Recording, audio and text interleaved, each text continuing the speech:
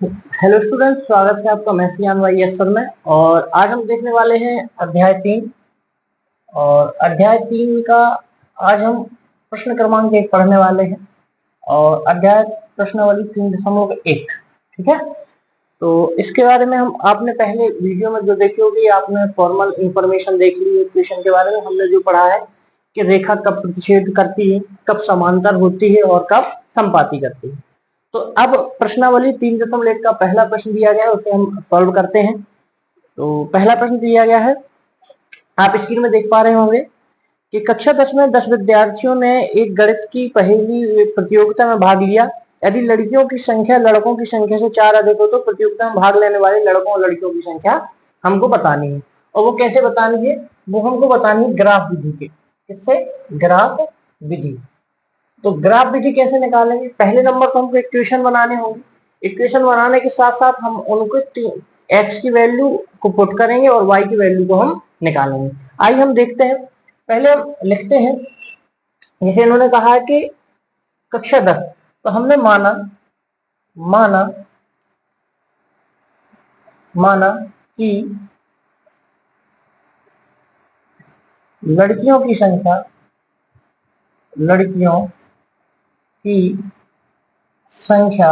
क्या हो जाएगी? एक्स हो जाएगी, ठीक है। और लड़कों की संख्या क्या मान लेंगे हम? लड़कों की संख्या y। और इन्होंने एक चीज कहा है, पहली में जो लड़कों विद्यार्थियों की संख्या वो कितनी है? 10 है। तो अब विद्यार्थी मतलब गर्ल्स और बॉयज, मतलब लड़की और लड़कों दोनों की संख्या, विद्यार्थियों की संख्या। तो हम इधर कह सकते हैं x प्लस वाई बराबर कितना हो जाएगा?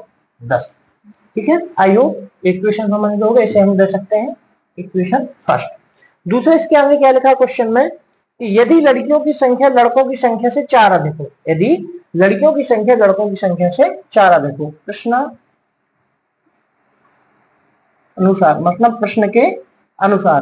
प्रश्न के अनुसार हम क्या लिख सकते हैं? लड़कियों की संख्या लड़कियों की संख्या लड़कों की संख्या से 4 अधिक है। कितनी अधिक है? 4 अधिक है। तो इसका मतलब क्या हुआ? अब आप कह सकते हो सर लड़कियों की संख्या कितनी है? x है। और लड़कों की संख्या कितनी है? y है। तो जब लड़कों और लड़कियों की संख्या देखो तो आप इधर लिख सकते हो x प्लस वाई प्लस 4। अब आप ये बताइए, जब लड़कियों की संख्या ज्यादा है 4 लड़कों से, तो और लड़के क्या है? y। अगर हमको इनको बराबर के बीच रखते हैं तो हमको लड़कों की संख्या में 4 ऐड करना पड़ेगा, तब तो लड़कियों की संख्या के बराबर आएगा। सपोज दैट अगर लड़कियों की संख्या मान लीजिए कि 8 है, ठीक है। तो अब इधर लड़कों की संख्या कुछ भी, अगर मान लीजिए 4 है, तो हम इसको बराबर लाने के लिए हमको इसमें 4 ऐड करना पड़ेगा, तभी तो बराबर होगा, ठीक है। इस इक्वेशन में कंफ्यूज मत होना, क्योंकि बहुत सारे बच्चे कंफ्यूज होने लगते हैं कि सर लड़कियों की संख्या ज्यादा है तो आपने सर लड़कों की संख्या में 4 क्यों जोड़ा? क्योंकि हमको लड़कों की संख्या लड़कियों की संख्या के बराबर रखनी है। बात समझ गए? हाँ। तो इसे हम क्या कहेंगे? Equation number 2। अब प्रश्नानुसार ग्राफी विधि से प्रश्नानुसार ग्राफीय विधि से प्रत्येक समीकरण के तीन हल लिखिए, ठीक है। या लिखने पर, ठीक है। अब इक्वेशन 1 दिया और इक्वेशन 2 दिया, हमको ग्राफी विधि से करना है। आप इधर देख पा रहे हैं, आपको स्क्रीन में एक ग्राफ शो हो रहा होगा छोटा, इसको भी हम बड़ा कर देंगे। जब हम इसकी वैल्यू निकालेंगे तो हम इसको क्या कर देंगे? बड़ा। जब हम इसके लिए, अब हमको x, अब हम क्या करेंगे? समीकरण 1 मैं थोड़ा देख लू, स्क्रीन में शो हो रहा है, ठीक है। तो इधर आप देखेंगे समीकरण 1, किससे? समीकरण 1। तो समीकरण 1 क्या दिया गया है? x plus y is equal to 10। इसमें हमको क्या निकालना है? अब हमको इसमें निकालना है ग्राफ विधि से 3 मान। तो x के मान रखेंगे तो y का मान हमको मिल जाएगा। अगर हमको y का मान निकालना होगा तो इसमें हम क्या करेंगे? y बराबर 10 माइनस एक्स, इसको ध्यान ले जाएंगे। तो इधर पर हम क्या करेंगे? ग्राफ बनाएंगे। एक ब्रैकेट, एक बॉक्स बनाएंगे, इधर पर आपको ग्राफ, इसके अकॉर्डिंग ही आपको क्या बनाना है, ग्राफ खींचना पड़ेगा। तो इधर आप ये देख पा रहे हैं, अगर हम इधर x की वैल्यू पुट करेंगे तो इधर हमको किसकी वैल्यू मिल जाएगी, इधर हमको मिल जाएगी y की वैल्यू मिल जाएगी। यदि हमने x की वैल्यू 5 पुट की, कितने की, 5 मान लिया, ठीक है। अगर मान लीजिए कि लड़कों की संख्या, लड़कियों की संख्या कितनी है, 5 है, तो इधर लड़कियों की संख्या, लड़कों की संख्या कितनी हो जाएगी, आप कहोगे सर 10 में से 5 घटा दो तो कितनी हो जाएगी, 5। अब पहले वाले इक्वेशन, ठीक है। दूसरा वाला इक्वेशन देखेंगे, अगर हम इधर पर क्या रख देंगे, वैल्यू 4 रख देंगे। अगर लड़कियों की संख्या 4 होगी तो 10, लड़कियों की संख्या 10 है, तो अगर लड़कियों की संख्या 4 है तो लड़कों की संख्या कितनी निकल आएगी, 6। आप इधर भी रख सकते हैं, ये y के मान निकाल रहे हैं और ये x के मान आ रहे हैं, x के मान हम मान रहे हैं और y के मान हमारे निकल रहे हैं। अगर मान लो लड़कियों की संख्या 6 है तो लड़कों की संख्या क्या होगी, 4। तो ये हमारे के पहले इक्वेशन के लिए क्या 3 मान आपको देखने को मिल रहे हैं। इसी तरीके से जब हम दूसरे समीकरण के लिए मान निकालेंगे तो मैं इसको इस साइड का रफ कर देता हूं तो आपको वो चीज समझ में आने लगेगी, ठीक है। इधर रफ कर दो, ठीक है, इसको आप नोट कर लेना। नहीं नोट कर पा रहे हो तो आप इसका स्क्रीनशॉट ले सकते हो, फिर आराम से इसको आप नोट कर सकते हो। तो मैं इसको भी रफ कर रहा हूं, ठीक है, इसको पूरे को रफ कर देता हूं।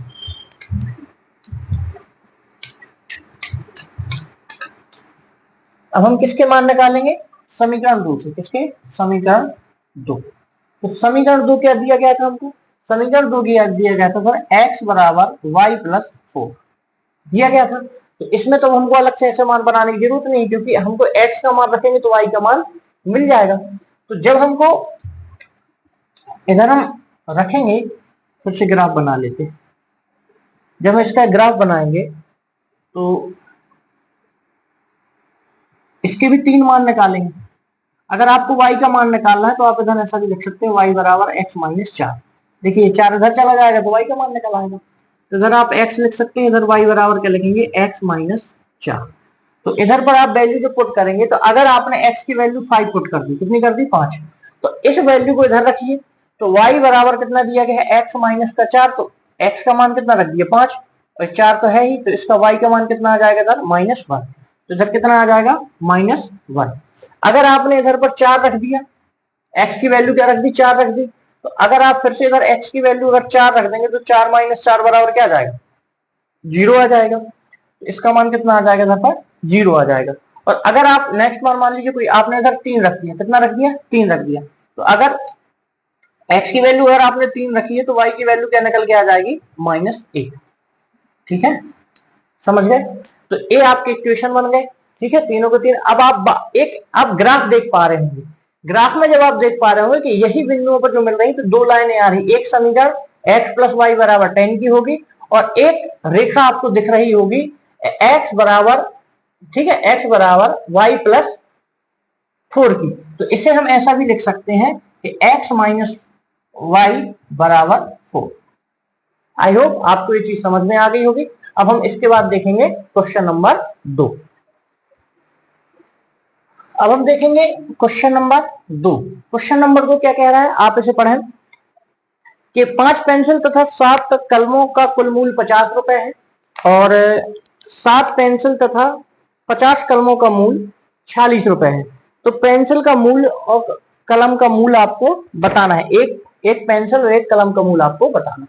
आप लिखेंगे माना कि पेंसिल की संख्या क्या है, x है, पेंसिल बराबर क्या है, माना कि पेंसिल क्या है, x है, और कलमों की कुल संख्या कितनी है, y, कितनी है, y।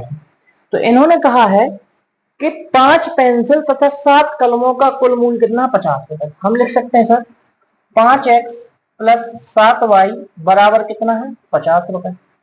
तो 5 कलम और 5 पेंसिल तथा 7 कलम का मूल्य कितना है, 50 रुपए। इसे हम क्या दे सकते हैं, इक्वेशन नंबर फर्स्ट। दूसरा, अब प्रश्नानुसार क्या दिया गया है, प्रश्नानुसार दिया गया है कि 7 पेंसिल 7 पेंसिल तथा 5 कलमों का मूल्य, 5 कलमों का मूल्य कितना दिया गया? 46 रुपए। तो आपको ये बताना है कि एक पेंसिल और एक कलम की मूल्य क्या होगी। जब आप ग्राफ देखेंगे जहां पर ये दोनों बिंदु एक दूसरे को काट रही होंगी जिस बिंदु पर, तो वो एक कलम और एक पेंसिल की क्या हो जाएगी? वैल्यू। किससे? ग्राफी विधि से।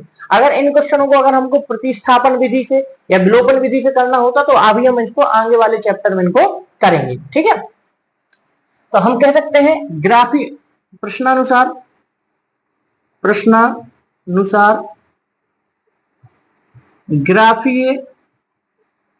ग्राफीय विधि से प्रत्येक समीकरण के तीन हल निकालने पर, ठीक है। तो इधर आप किसका निकालेंगे? पहले नंबर निकालेंगे समीकरण नंबर 1। तो समीकरण नंबर 1 क्या दिया गया है? 5x plus 7y is equal to 50। तो इधर से देखिए, अब आप x की वैल्यू पुट करेंगे तो y का मान निकालना पड़ेगा। तो इधर से आप पहले y का मान निकालिए। तो 5x को इधर ले जाएंगे तो कितना आ जाएगा? 7y बराबर 50 माइनस का 5x। अब y का मान निकालना है, 7 को नीचे ले जाइए तो इधर कितना आ जाएगा? y बराबर 50 माइनस 5x बटे 7। तो इससे किसका मान निकल आएगा? इससे मान निकल आएगा हमारा y का मान। ठीक है, जब हम इधर आप सॉल्व करने जाएंगे, जब आप इधर पर एक ब्रैकेट बनाएंगे, ठीक है, जब आप इसको सॉल्व करेंगे तो 3 मान निकालने हैं आपको।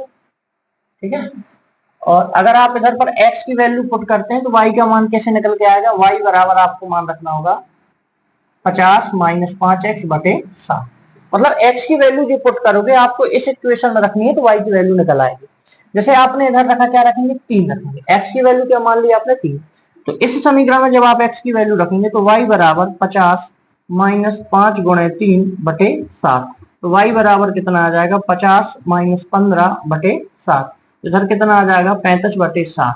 तो y की वैल्यू कितनी निकल के आ गई? 5। जब x की वैल्यू 5 रहेगी, सॉरी x की वैल्यू 3 रहेगी तो y की वैल्यू कितनी निकल के आ जाएगी? 5। ठीक है, आप अगर इसको रख के देखना चाहें, देखिए x की वैल्यू 3 रखेंगे तो 5 या 15 और y की वैल्यू 7 रखेंगे तो 5 सत्ते 35, 15 और 35 ऐड करोगे तो 50 आ जाएगा। बात समझे? ये हल होते हैं। ठीक है, अगर आप नेक्स्ट वन, अगर आपने 10 मान लिया, x की वैल्यू 10 मान ली, तो इधर आप क्या रख देंगे? x की जगह पर क्या रख देंगे? 10 रख देंगे। तो इधर कितना आ जाएगा? 50 माइनस 50 इज इक्वल टू 0। अगर x की वैल्यू 10 है तो y की वैल्यू क्या आ जाएगी? 0 आएगी, तभी तो ये समीकरण संतुष्ट होगा। ठीक है, नेक्स्ट मान आप क्या रख सकते हैं? अगर आपने इधर कोई मान -4 रखी है, ठीक है, -4 ले लो। तो अगर आप इधर लिखोगे तो 5 माइनस 4, तो इधर जब आप गुणा करोगे तो कितना आ जाएगा? -4 तो 20। एक मिनट, कुछ गलत मान रहे हैं क्या? अगर हम यहाँ पर अगर y का मान क्या रखेंगे? -4 रख देंगे तो कितना आएगा इधर पर? 20। इधर कितना आ जाएगा? ठीक है, 7। सही तो कर रहे हैं, यहाँ पर गलत हो रहा था ना। तो इधर कितना आ जाएगा? 5 माइनस 20 अपॉन 7। तो ये प्लस का हो जाएगा क्योंकि ये माइनस माइनस जाएगा तो किसका बन जाएगा? प्लस का। तो y इक्वल टू कितना आ जाएगा? 70 अपॉन 7। तो इधर कितना आ जाएगा? 10। तो y की वैल्यू कितनी निकल आएगी? आपकी 10 निकल आएगी। आई होप आप समझ रहे होंगे। ये आपके इक्वेशन नंबर फर्स्ट के क्या निकल आए? 3 मान निकल आए। मतलब इसको आप ऐसा भी लिख सकते हो 3, 5, इसको लिख सकते हो 10, 0 और इसको लिख सकते हो -4 और 10। जब x की वैल्यू 3 होगी तो y की वैल्यू 5 होगी। जब x की वैल्यू 10 होगी तो y की वैल्यू 0 होगी।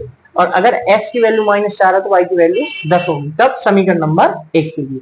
अब इसी तरीके से हम किसके लिए निकालेंगे? समीकरण नंबर 2 के लिए। तो मैं इधर साइड में हो जाता हूं, तो आप अगर लिखना चाहते हैं तो इसका स्क्रीनशॉट ले लें। फिर इसके आगे मैं आपके लिए समीकरण नंबर 2 को सॉल्व करा रहा हूं। ठीक है, तो ठीक है, तो अगर आपको वीडियो अच्छी लग रही है तो लाइक, शेयर और कमेंट जरूर करें कि आपको वीडियो कैसी लग रही है। अगर इसमें किसी प्रकार की सुधार की आवश्यकता है तो आप जरूर बताएं। ठीक है, तो इधर जब आप देखेंगे समीकरण नंबर 2, कौन सा, समीकरण नंबर 2। समीकरण नंबर 2 क्या दिया गया, 7x प्लस 5y बराबर 46। तो जब आप इसको निकालेंगे, इधर से भी y का मान निकालना होगा, तो पहले नंबर तो आप x को उधर ले जाए, तो 5y बराबर 46 माइनस का 7x, और इधर y की वैल्यू क्या निकल आ जाएगी, 46 माइनस 7x अपॉन 5। तो किसकी वैल्यू निकल आएगी, इधर से y की। जब हम इसके लिए फिर से वैसे ही बनाते हैं जैसे कि पहले समीकरण के लिए सॉल्व किया, तो इधर आप देखोगे, देखिए जब आप कॉपी में लिखेंगे ना तो बड़े आराम से लिखना है, क्योंकि बोर्ड में थोड़ा स्केच की वजह से थोड़ी राइटिंग ऊपर नीचे हो जाती है। अगर x की वैल्यू है और इधर y की वैल्यू क्या आ जाएगी, y बराबर आप लिखोगे सर 46 माइनस 5x और अपॉन 5। इसका मतलब क्या होता है सर, जो x की वैल्यू हम पुट करेंगे, इधर हम x की वैल्यू रख देंगे तो हमारा किसका मान निकल आएगा, y का मान निकल आएगा। अगर मान लीजिए इधर आपने 8 मान लिया, क्या मान लिया, 8, कोई भी आप वैल्यू मान सकते हो, लेकिन ये संतुष्ट करना चाहिए समीकरण को, है ना। अगर हमने 8 माना, y की वैल्यू क्या आ जाएगी, 46 माइनस 7 इंटू 8 और अपॉन कितना आ जाएगा, 5।